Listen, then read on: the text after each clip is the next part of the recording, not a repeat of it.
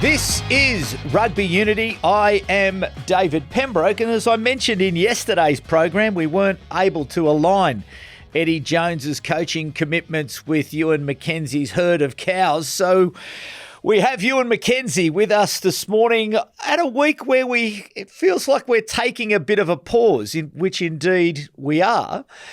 Just, Ewen, take us inside this time for each of the teams.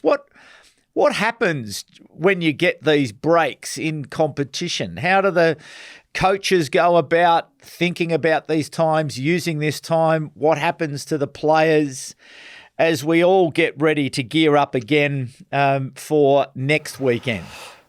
It very much depends on the coaches himself. Like someone like Eddie would be super organised. It would have already been planned like 3 months ago exactly what the timetable was. The coaches wouldn't be having any break.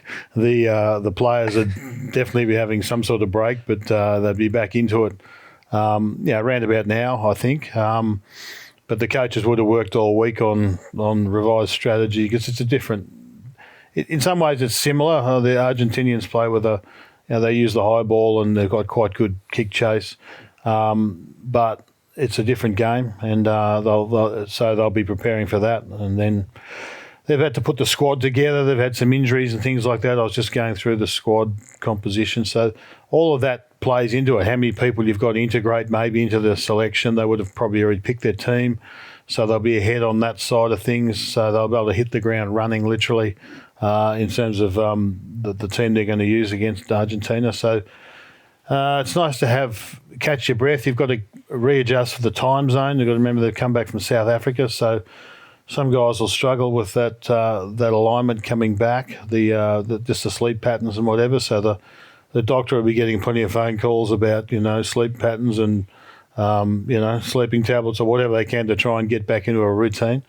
So there's a lot of all of that. It would have been a pretty intense period for them. On the other side of it, you've got Argentina is coming here, so they've got to get here and install themselves in Australia. So they're doing a different thing. So the teams are actually in different sorts of cycles, all trying to dovetail into the night, where they get the strategy and the preparation right. But you are limited as much as you think you've got a couple of weeks. You've got to recover, and you've got to move them. They've had to move from Cape Town back to Joburg to Australia. They would have dissipated to their various cities, and they've got to get back together and then arrive somewhere else. So there's lots of travel in there. So it's not like you get a real rest. You just get a break from training is really how I look at it from a player's point of view, and the coaches are just at it anyway. They just don't stop. Mm. And what sort of things would the coaches be doing in terms of recalibrating the strategies and the plans? What sort of a analysis, what sort of data would they be assessing? Well, I'm very keen on data, so I like to know what a winning and a losing game is for the opposition we're about to play. And you can look at that statistically. So you look at the statistics when they lose, and you look at the statistics when they win, and you can say, well, what's the difference? And sometimes there's a clue there as to where you might want to play the game or how you might want to play the game, because if you can force them to do something or make them play in a way that they struggle, or you can restrict them in a certain area, that might be a key to winning. So it's difficult when you play South Africa's or teams that win regularly. It's harder to find those losing games to get a profile, but the teams have been beating each other in recent years, so you can have a look back and start looking for areas, let's say kickoff reception, things like that, where they might be 50-50. So you go, well, there's an opportunity there. We can have why are they 50-50? Then you start analysing that. So you can work your way through the game. You can't force, like, for instance, discipline. Like if the penalty count, I'll give you an example. Let's say the penalty count, if they're plus 10 on the penalty count, they lose. If they're below 10, they win. Now that sounds simplistic, but how can you create pressure? How can you generate penalties or ill discipline by the opposition, that's where maybe the game tempo, things like that, come into it. You fatigue them and then they'll make stupid mistakes.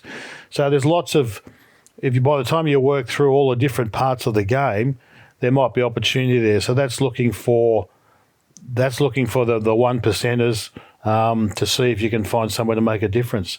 And then there's just the general attitude and where you're up to yourself. You got to look at your own team, see what skill set you've got available. Obviously, we know that, for instance, Skelton's out of this next phase. So that means that they'll have to, from Australia's point of view, they'll have to rejig their line-out setup to some extent. It probably gives them more options in a way, but less intrigue, probably a bit more orthodox. So in a way, preparation might be simpler, but less intrigue and less pressure.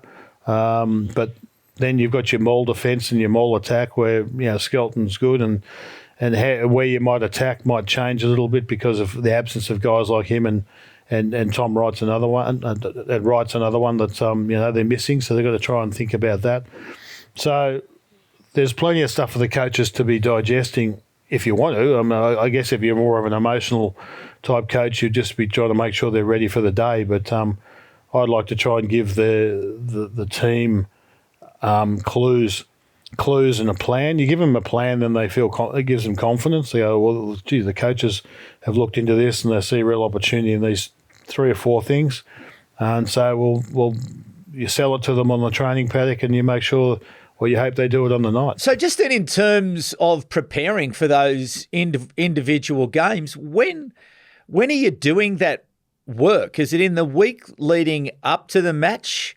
Because by what day of the week do you have to have the plan in front of the players so that you can train that week to the plan? The analysis of a winning and losing opposition, what's their, why do they win? What's a winning game for them? What's a losing game? That can be done in the off season. Obviously, you need to add the most recent games to that to see if there's any change in the profile. But generally speaking, it's maybe not. It depends if the coach has changed as well. So there's limitations on that. But the game plan, for me, you've got to have the game plan on Monday. Like in a typical week, you have the game plan on a Monday because you want to walk through, practice stuff, see if it works, start selling. You got to sell it. You got to sell it to the playmakers and the callers and things like that. That's done during the day on Monday, so you can train Monday afternoon. Typically, and that'll be a lighter training session, but you'll be walking through things and just trying to get the mentality, the approach mentality in place. You got to take to embed some of these thoughts, and you're not starting with something completely new.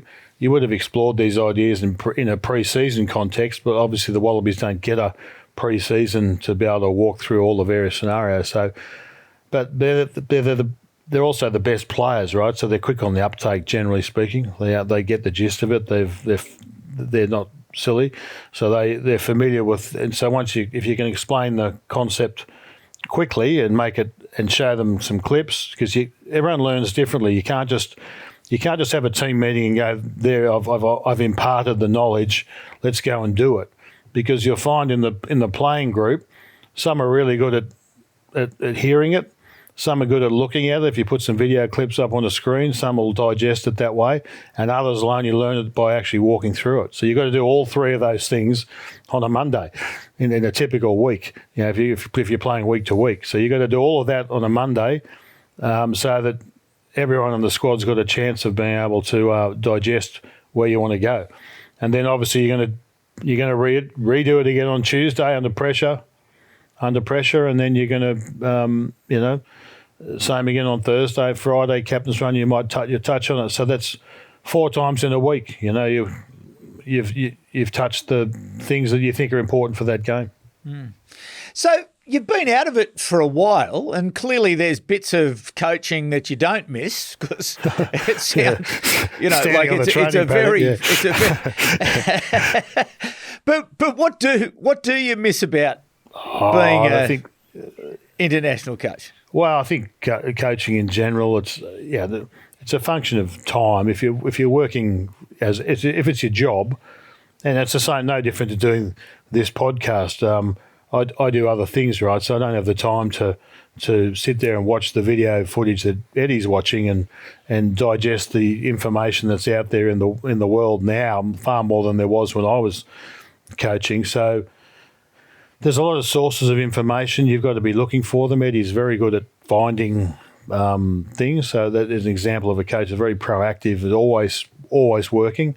And there are other coaches who are a bit different, a bit more relaxed, and just work a sort of normal week. It depends. The trick, I don't know. That for me, the intellectual part of the game, the strategy, the thing that I've always liked about rugby is that you can see teams playing different ways and being successful. So I've never accepted the idea that you can't win. You just got to look at the resources you've got and then design some sort of strategy and method to be able to. And the game has generally afforded the ability to do that. I've got to say, if we talked last week about the scrum and where it sits in the game, once you start to take some of those elements out, there's less to coach in terms of strategy, and less to coach technically as well. So, rucking disappeared. That changed the game. That Eddie alluded to that very well. That changed the nature of the space on the field. So now you're running at lots of players on their feet, when in the old days the forwards would run around and bash each other and the backs had plenty of room. So guys like Campo and that were really good at, look great. They had plenty of room to run in. It would be different if those guys were playing now. But I also think that those guys that played in the yesteryear, they were very professional in the amateur days. They were still very professional players, and they'd still be really good players in the current times. It's just a different requirement. So, that's where I lament, and I probably didn't watch the game much for 10 years. So I've really sort of come back and started watching it closely in the last few years, and haven't been. There are bits I haven't liked. I still don't like the way it's gone in terms of the management of it and whatever. But there's still opportunity there strategy wise, and so that's the bit that piques my interest the most. But to do that properly, you've got to be at it day in, day out. I don't have the time, so I try and work it out on the run. Based on my history, yeah. So when you were coaching, what sort of, as you say, Eddie Jones is 7 days a week, 18 hours a day, as we both know very well, having worked with him for, 25 plus years. Well, as a coach, I didn't work that much with you when you were a coach. What was your sort of work tempo? As a coach, you tend to learn from the people that coach you as a player. Being an ex-player, you tend to learn. So I pretty much had, in terms of the national side of things as a player, Bob Dwyer for a significant amount of time, who was an excellent selector, very good at spotting talent and things like that. So I learnt that was an important part. Greg Smith briefly, and then I obviously when I started coaching, I coached with Eddie at the Brumbies. I coached with Eddie at the Wallabies. I coached with Rob Macqueen. All of these guys were very different in their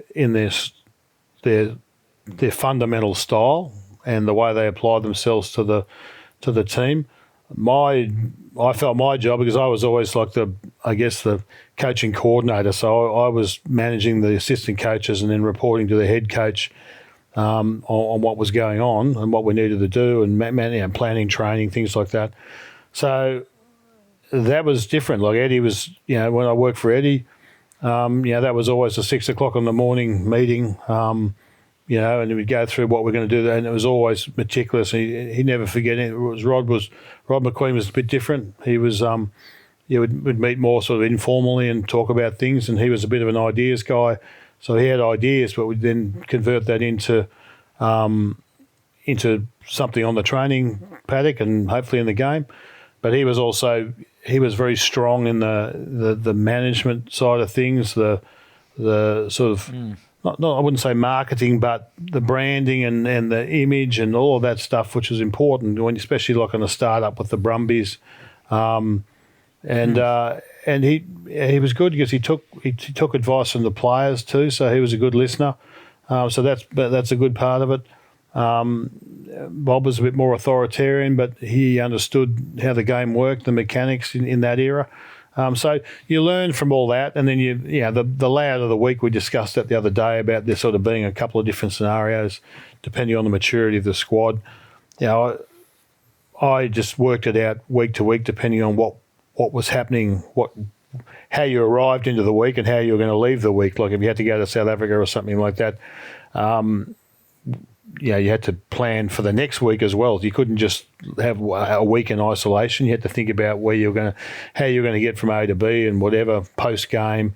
If you had injuries, what was going to happen. So there's always things to plan. Eddie would have his season calendar sorted pre-season. Every day was sorted, and we'd go through that hundreds of times, and then you'd tweak it on the run. Others would just adapt. As you go week to week, literally week to week, or 2 week cycles. It's more to do with when you've got to book flights, really, and you work backwards from there. Like when the plane's going to fly, so you work backwards from that. So you learn from the different people around you, and you definitely pick up things. You go, I probably wouldn't do it that way. So I might. So I learned a lot on both sides of the ledger. Probably saying if I was that guy, if I was the head coach, I'd probably do it differently. So. You all go. What you do also encounter is as you go along, you end up with as a head coach, you end up with a bunch of assistant coaches, and generally speaking, they're all aspirational too. They want to become a head coach, which is fair enough, but they've all got different personalities and different. So you tend to look at them about where they're going to be in the pathway as well. So you're trying to develop coaches as well as develop players, and you're trying to give career pathways to coaches as well, and get guys that can get your message across in the micro parts of training. You've got to make sure you've got guys there that can deliver what you want ultimately, but they've got to feel like they've got a voice. So there's so many different elements. It's no different to running a business, really. If you want to be if you're the CEO or the general manager or whatever it is, your role is very different to a line manager or something like that. You've got the hiring and firing. The hiring firing is, for me, is one of the big parts. You've got to work out what your squad's going to look like, and you've got to make that happen. I never had a rugby manager. Like a lot of the provinces that they have this rugby manager or this general manager person that sits above, and they do the contracting. And when I was coaching, I did all the contracting.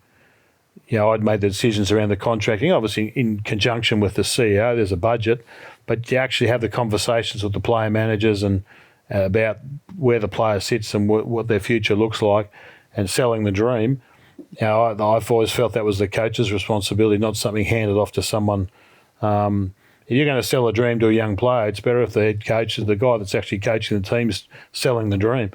So you've got to be there shaking their hand, meeting with the parents, etc.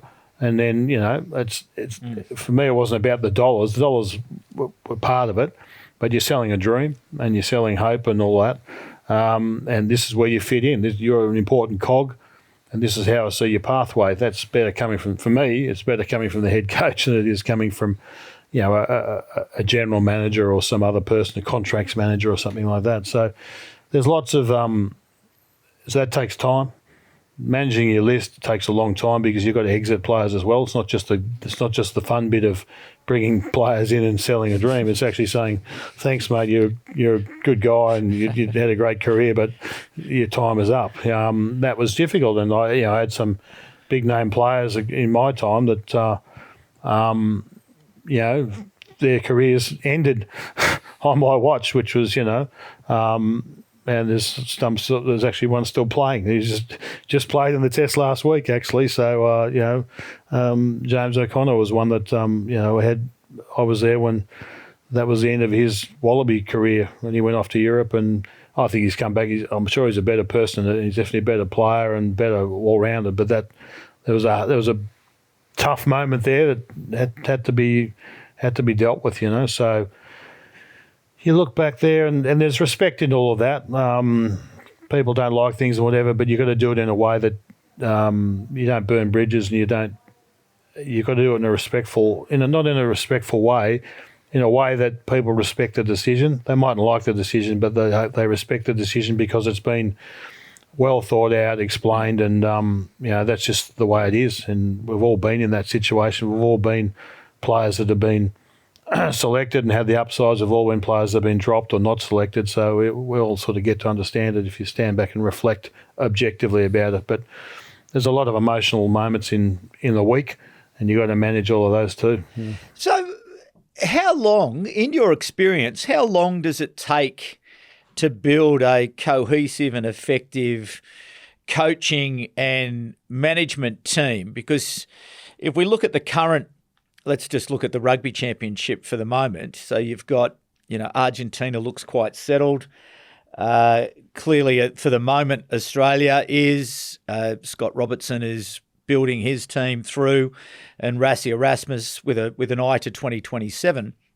So how long does it take to bring that cohesiveness together and that effectiveness together? And probably I asked that question with one eye on the Australian situation where the year before the Rugby World Cup, you're going to have a change in head coach. It would be unlikely, I would imagine, that Mike Cron would continue as the head coach. He's certainly getting over the 70 mark. I don't know if Laurie Fisher is yet committed to go through. Jeff Parling, the line-out coach, he's just left. So there's quite a bit of change there at the moment with the Wallabies. And how concerned would you be that there's simply not enough time to be able to bring a coaching management team together to be effective by 2027? Oh, I think there's enough time. That's one of the things you learn when you become a head coach is obviously the coaching team and the management team, the whole team,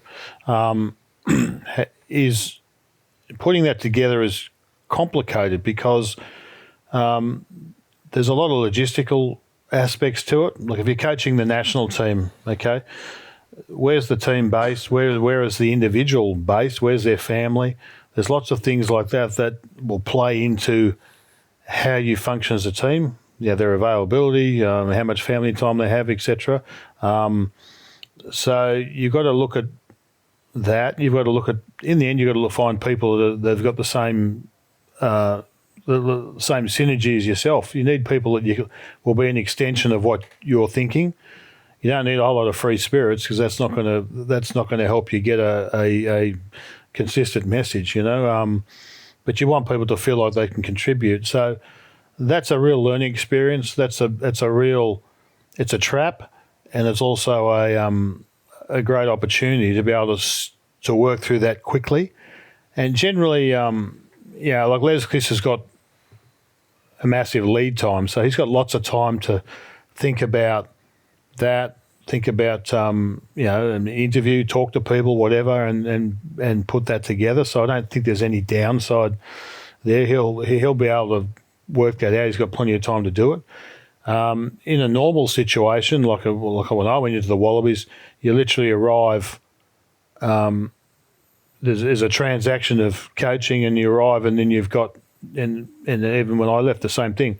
You've got to you might inherit staff. And you've got to work out whether they're aligned with how they align, whether they align with the way you want to deliver your messages on the field and off the field and whatever. So there's lots of things there that you don't have the time as a national coach. Sometimes you don't have the time. Other situations, provincially, you've got time to work through that. So there's always an array. There's always, the player, as much as player managers are out there touting players, they're also touting coaches. So you end up with lots of CVs appearing at different times. There's always a CV in the mail or something like that. So, online these days. So it's not hard to find out, but you have to know the person. The one good thing about if you've been in the coaching washing machine for some time, you do get to know people, and there's a lot of people as a player. And then they convert to coaching and whatever. So you have some idea what their personality was. But so that's a lead in.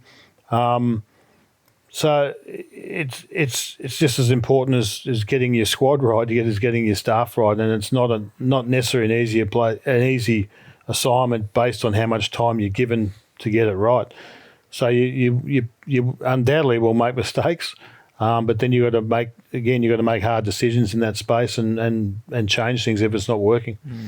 So you alluded to some analysis you've been doing about the squads that have been announced, the new squads for each of the teams.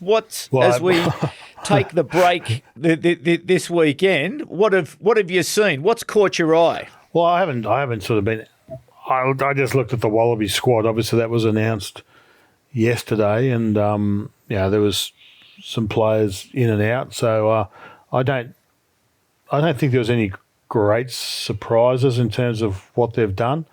We're getting a bit younger in the backs, but I think when it gets down to it, they'll pick largely the same team and make the least amount of positional changes possible. Some guys will come back in.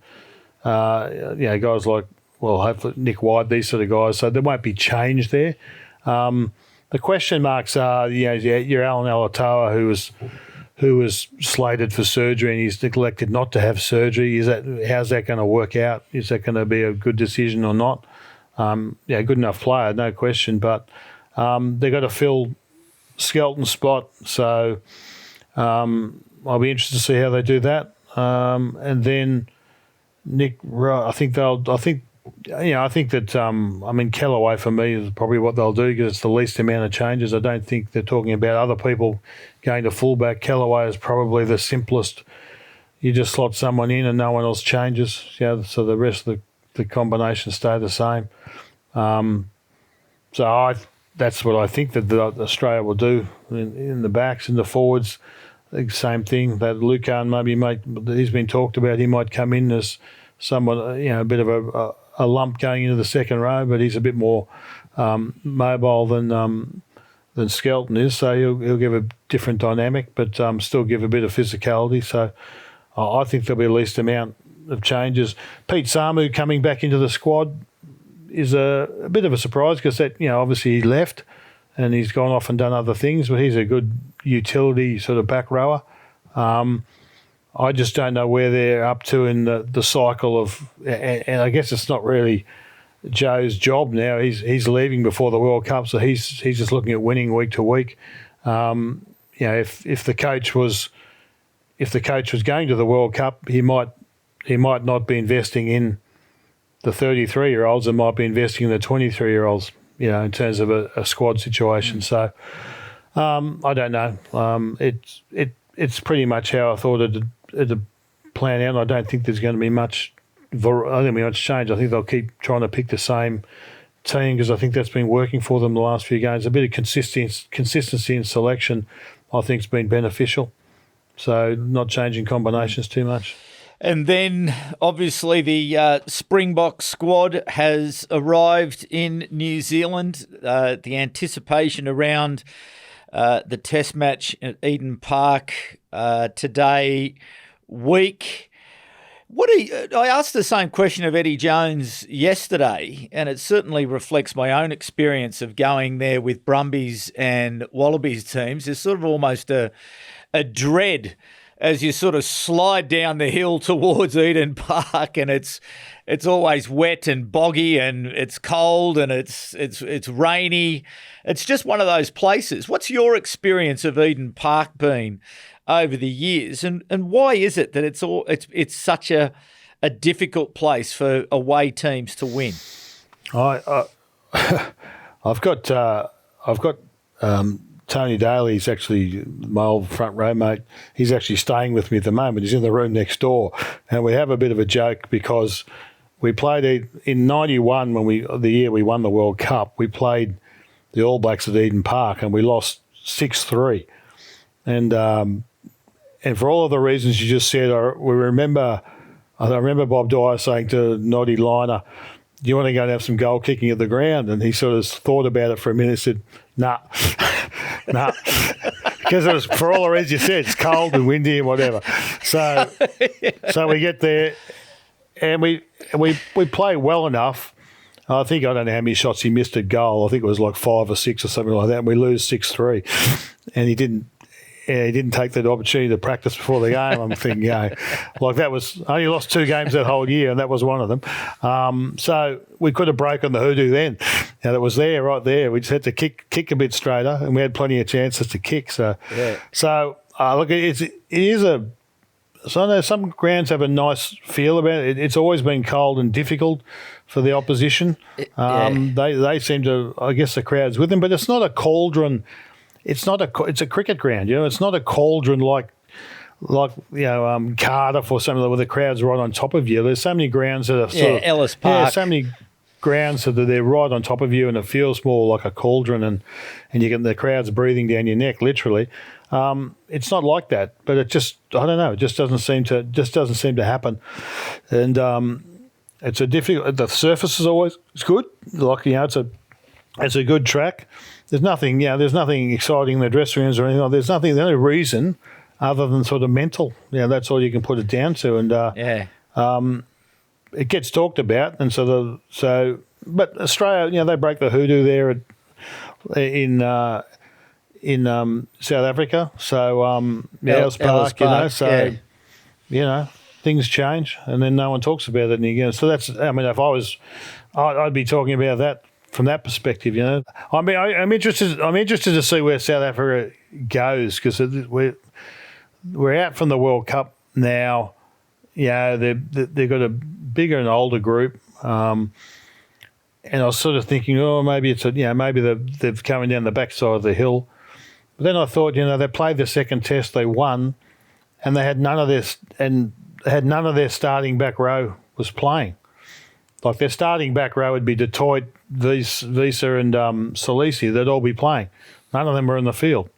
So, they won that test without their starting back row. Now, would we win the test if we took our starting back row and they didn't play at all, not even on the bench? I don't know. So,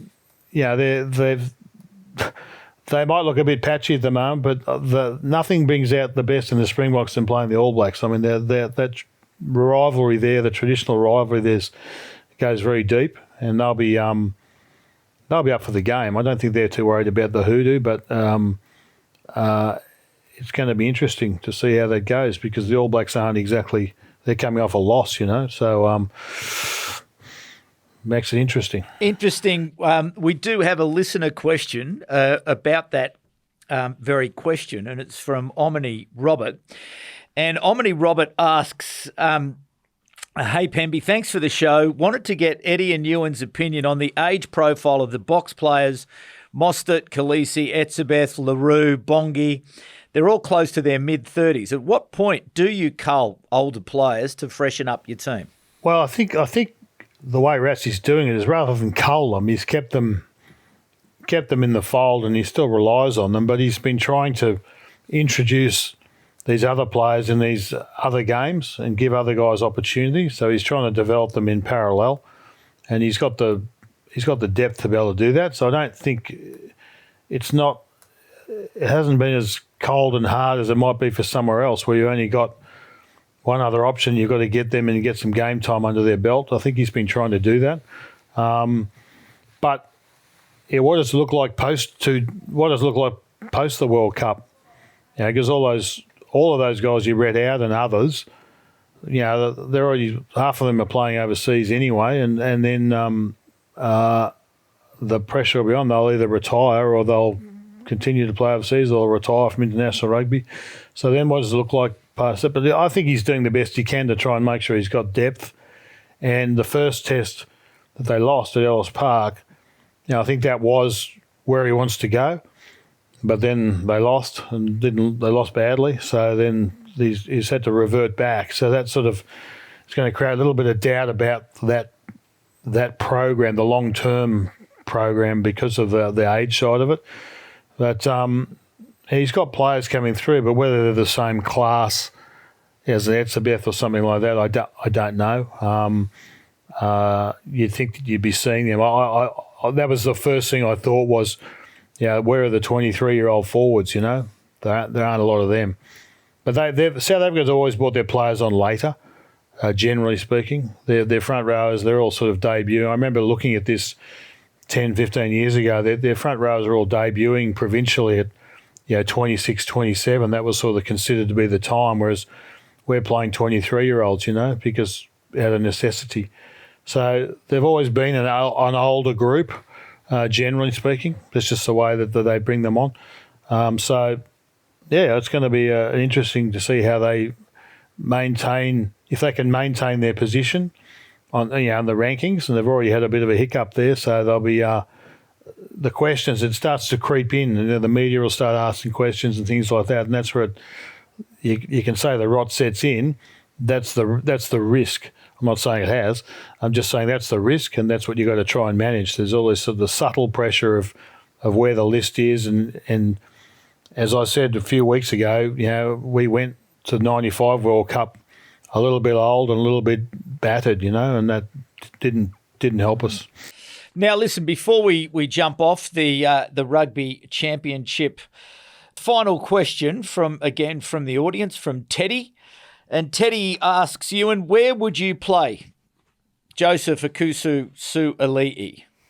The way that we're set up, I'd probably play him on the wing and then play to him, because a lot of if you look at the game, the last two games, to get outside rushing defences, there's crossfield kicks, cut-out passes, things like that. So he might get the ball with more space in that environment as a winger.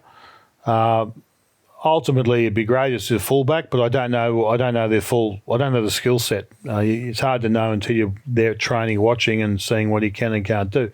He can definitely run with the ball. There's no question about that, and he's got height, and you can play to that from a tactical point of view. I don't know his current position whether he gets the ball enough. And I've made a note in the last two tests. In terms of attack, I think he touched the ball in the 21st minute in the first test in attack, with any sort of what you'd call attack. And I think it was the 27th minute in the second test. 31st minute was the first time I saw him actually with the ball in hand in attack. So, his attributes are as an attacking player. I don't defensively 13's a really important position in terms of managing the backline defence. And I'm not convinced that that's his best position in attack or defence, to be honest. I think he'd probably be better on the wing, get used to the game, and we could play to that easily with crossfield kicks and set up plays where he's going to use his height to an advantage and also find some space on counter-attack, etc. The same as Jorgensen's done. Just take opportunities when they pop up. And I'm just, I think that's probably where I'd play him. But that's just easy. That's the armchair guy saying it because I'm not there on the training pack. I don't know. I worry about, and we've had these conversations about the passing ability of our midfield to be able to get the ball to the wingers enough. That's probably one of the things that we used to be more very skillful in the area, but also the defence speed, all those sort of things have changed too. So defence in training in my day, like back when I was a player, like defence was something you did at the end of training. You literally tackled 4 tackle bags, and that was tackle. That was defence for the week.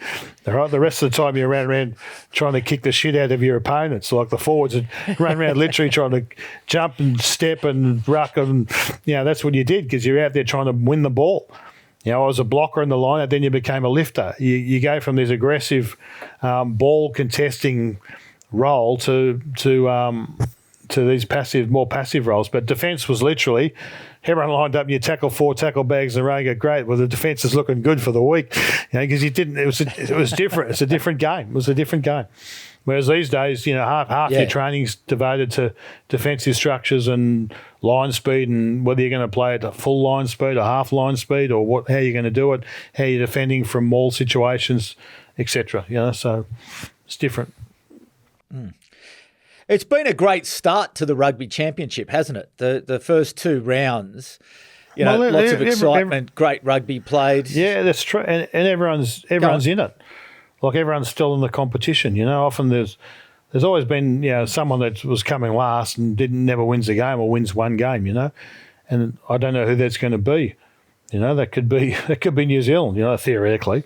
You just don't know. Yeah. So I think I like the fact that it's open-ended, whereas in the past it's been Argentina or Australia or something like that. But you'd like to think now that it's going to be pretty tight the whole way. So that's good. That's good for rugby. Well, it's good. Certainly makes it a good reason to get up and watch the games. Indeed. Another great tournament which is on at the moment is the Women's Rugby World Cup in England. An excellent opening round, even though there are some blowout scores. The effort that was applied by all of the teams was outstanding. We go into the second round. The big game, obviously, for this weekend, the one that counts for the most is Australia versus the USA. Quarterfinal spot up for grabs, whoever wins that match. How difficult is it, given that it is that second round and it's such a clutch match for both the USA and for Australia, because the USA has already been well beaten by England. It's unlikely that Australia will be able to beat England. They're just too strong and too much depth, too much skill, too much pace. So this is the clutch game. This is the one that you have to win. How do you go about preparing in tournament for those clutch games when they come so quickly? It's no different. I mean, again, if you look at your preparation time and you work it out, I don't know. Did the USA play all their best team against England, or did they concede the game and saving their best team for Australia? Like, you just don't quite know. Well, they've made lots of they've made lots of changes. So, they've made lots of changes. Maybe they got more talent up their sleeve, but it's the same thing. All of these things, the World Cups in particular, because you do get some games that are closer together. Is the preparation is done, the analysis on the USA, their entire squad, that would have already been done. So they'll have a pretty good idea who they're playing against, where their strengths are, where the opportunities are, and they've got a good coach. So I think that they'll, do all right. I think they'll do pretty well actually in this game. I've got a feeling. So we'll see. Your comments about the England team has probably interested me more, because you sort of say they're gonna win. We've seen that before. Like, we saw South Africa lose to Japan. I mean, Eddie coached Japan, and Japan beat South Africa in a World Cup. Like, you can't assume anything. You only need a red card or a yellow card or some moment of stupidity, and the circumstances change. So, as much as England might win 9 out of 10 games, it's the one game you got to be able to do that under pressure, and with discipline. So that's the beauty of a World Cup. So we'll see how it pans out. But I don't assume anything in these sorts of competitions, and that makes it interesting to watch. What has your view been of the first round? When you sort of take a look. I'm not sure how much of the rugby you watch, but I don't look, not a lot. Again, it's a function of time for me, because when you're doing other things, it's only so much. But you can watch highlights. The World Cups, doesn't matter if it's men's or women's. You got to go through the preliminary stages, and often then you get these scorelines, these lopsided scorelines. That happens, but it does focus, and we saw it. It does create momentum and confidence, and we saw that. I guess we take the Australian situation, the last World Cup. We had good players, but we didn't. Once you get some injuries, things change, confidence departs, and then suddenly you're losing games. They lost by a big score to Wales. Like, how could you think that was possible? But it happened, and it's those same players out there performing heroic tasks and stunts these days. So, people mature and people learn, and I don't think it's always about the coaching. It's just about where you're up to in terms of your playing group, whether you're young or old. So, but your preparation is going to be what it is. You already know the time frame. These World Cups are planned. You generally speaking, you as a coach or as an administration, you go there 12 months before. You pick your venues, you pick your training venues. So a lot of things are known. It's not like you're going to turn up and you don't know don't know what the gym looks like. You've seen it all, right? You've seen it, you've chosen, you've picked it. That's where we're going to be. So you don't have any question mark. They provide you with all of the equipment, the scrum machines. There's none of these things you've got to organise in a super contest. Super rugby, every time you go to South Africa, you've got to find someone who's got a scrum machine, etc. So you're looking for training venues that hasn't got Rassie hiding in a tree watching you and hasn't, but there's a scrum machine you can use, things like that. That's what you got to. But in the World Cups, it's meticulously planned. Every team gets the same access to resources and whatever. So there's not too much. So it's really just focused on. You've got the ability to focus just on the games. So they won't have to worry about anything else other than just working out how they're going to play. Yeah. Certainly on the Rugby Unity podcast, Emily Chancellor this week was talking about the quality of the facilities and the services and the buses and the hotels and the scrum machines and everything else. And I think for the women, it's taken it up a level. And therefore, I think the women are then responding to that. Because they can see that there has been the investment in the tournament. That's great. That's good. Therefore, I think it's a fantastic thing. And some of the quality, the teams, I think, as you say, it's a fairly typical cycle, isn't it? That you have these early games where there are some blowouts, but then as you sort of get to the quarters, get to the semis, get to the finals, it starts to get very, very tight. And as you say, yellow cards, red cards, and injury comes into it. I say that every week, but it's just true. It's just the reality. Like we saw it now, 3 yellow cards, All Blacks v Argentina. You can't tell me that didn't have an influence on the result. Like just where the game's played on the field, how much fatigue. Even if they don't score, New Zealand had to perform miracles in defence before half time to stop Argentina scoring. That fatigue is embedded. Then you've got to carry that fatigue, even though you have a half-time break. You're still carrying the fatigue of the scramble that went on when you're playing 13 v 15. So it does have an influence. Like you can't, and you've got to work out whether there are plenty of other sports that manage their discipline, the ill discipline off the field post game. They deal with it then. I don't know that. I personally don't think that the fans should have to suffer. I think that everyone wants to watch a contest, and so I don't think the fans should have to suffer watching lopsided contests because of sort of arbitrary, not even non-cynical type scenarios that occur. Totally agree. So still over the weekend, there will be lots of the Women's Rugby World Cup to watch. There's also the Pacific Nations Cup, the Eddie Jones coach Japanese side taking on Canada in Japan, and the Fijians hosting Tonga in Suva. So we'll catch up with Eddie next week to get a wrap up from that important match in Japan. I'll watch that one so we can analyse Eddie. I'll watch that one. I can ask you some pertinent questions. Yeah, well, it's interesting. He's saying that he doesn't have 20 players available to him because some of his players are in Europe. Obviously, the top 14's underway. Yeah. Some of the personal reasons not available, injury. So he's got it's quite a young team, he said, that he's developing. But I think these matches are certainly important for all of those Pacific Nations champion teams that are participating, because they do need to get those repetitions. They do need to get those games. They do need to play more test matches, because as both you and Eddie Jones have said, Ewen McKenzie many times, you only become a better test player through playing test matches. Well, you got to be able to play it. And some there are plenty of players. I go back to, like a guy like Steve Cutler. People remember the big second rower that played for the Wallabies and the Alan Jones. Like he far and away played his best rugby at the test level. If you play against him in club football, he was a good player, but he was an excellent test player. So some people just excel when they get to that. And I think we saw Toole last week. There was. Yeah, he's a great sevens player. He's done good work for the Brumbies, but you never know about that step up. But he was terrific.